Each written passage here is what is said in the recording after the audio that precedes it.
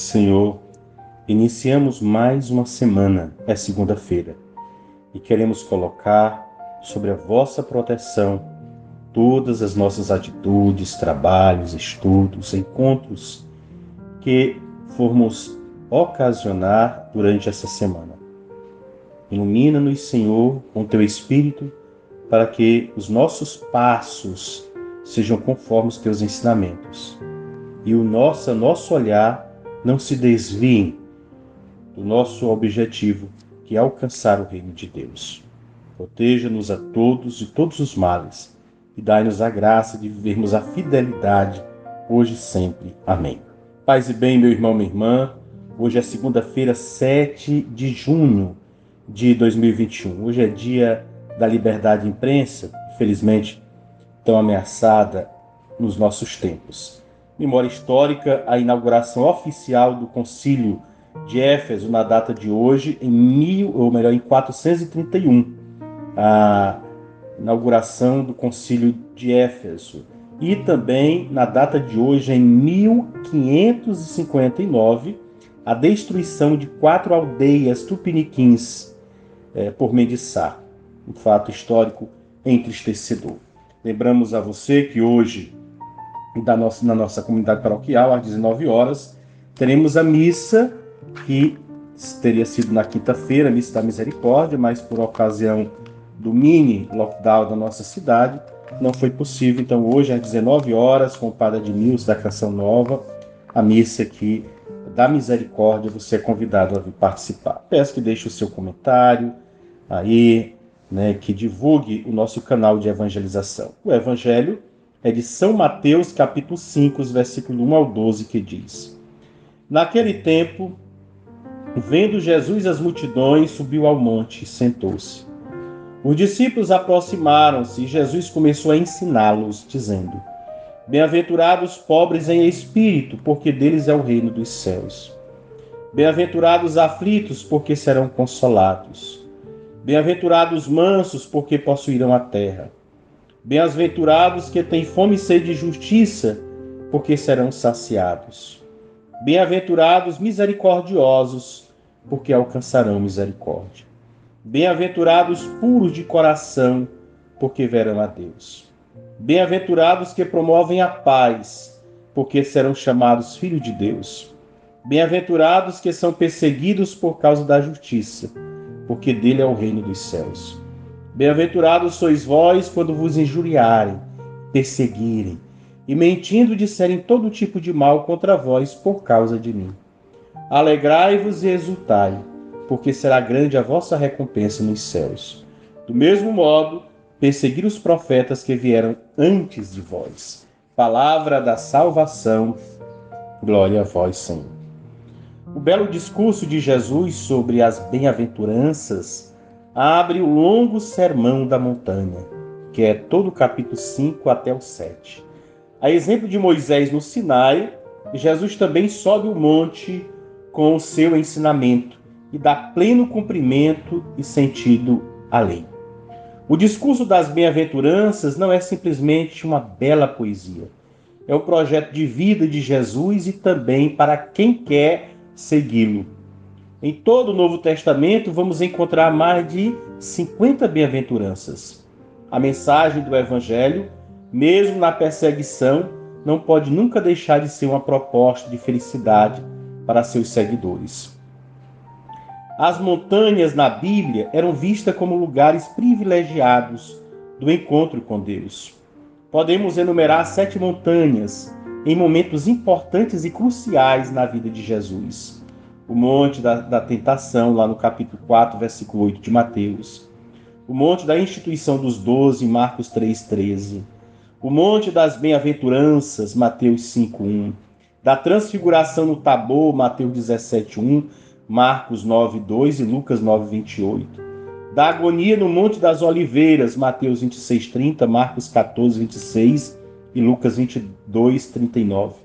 A crucificação e morte no Monte Calvário, Mateus 27,37, Marcos 15,22 e Lucas 23,33. E a ascensão no Monte de Betânia, em Lucas 24,50. Sentar-se Como disse o texto, sentou-se e começou a ensinar. Sentar é a posição do mestre que ensina seus discípulos. Mateus vai falar isso no capítulo 13, versículo 1 ao 2, e também no 23, versículo 2, e capítulo 24, versículo 3. E então Jesus começou a ensinar. Literalmente o texto diz que tomando a palavra ou abrindo a boca, começou a ensinar. Jesus é o mestre e tem autoridade. Fala em nome de Deus. É ele que vem dar pleno sentido à lei, como deixa claro Mateus 5,17. Em Lucas, também 6,20, são os pobres. Aqui Mateus começa dizendo: felizes os pobres no espírito, porque deles é o reino dos céus. Lá em Lucas são os pobres. Em Mateus, não somente os pobres materiais, mas aqueles que não fazem dos bens materiais ou da sua condição um motivo de orgulho. Mas todos os humildes e que se colocam a serviço do reino e do evangelho. Na meditação semita, ou no espírito, significa a totalidade do ser. Não confundir com pobres de espírito. Precisamos notar que pobre de espírito seria algo negativo, não positivo. E aqui não é de espírito, mas em o espírito, que significa a totalidade do ser na mentalidade semita. Depois também, felizes os que choram, porque serão consolados. O pranto deve se transformar em alegria.